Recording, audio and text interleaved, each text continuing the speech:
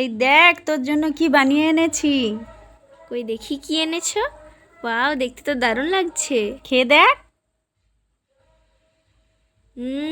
দারুণ লাগছে। কি করে বানিয়েছো? দেখবি চল। মা এখানে সবার প্রথম মাংসগুলোকে কাট লাগিয়ে লবণ, হলুদ এবং লেবুর রস দিয়ে প্রায় 5 মিনিট মাংসগুলোকে সিদ্ধ করে নিচ্ছে ঢাকা চাপা দিয়ে। তারপর লবণ, লঙ্কা গুঁড়ো, পেঁয়াজ বাটা, রসুন বাটা, আদা বাটা, গরম মশলা, হলুদ, কর্নফ্লাওয়ার, অন্যদিকে টক দই দিয়ে সেদ্ধ মাংসগুলির ওপর ভালো করে ম্যারিনেট করে নিতে হবে।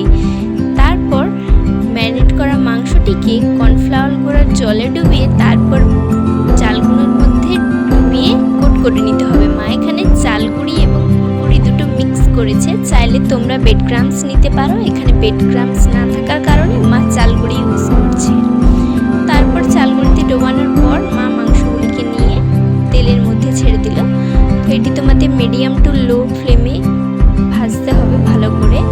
ভেজে নিলেই রেডি হয়ে যাবে চিকেন রেশমি কাবাব। খেতে কিন্তু দারুণ হয়েছিল, তোমরাও বাড়িতে ট্রাই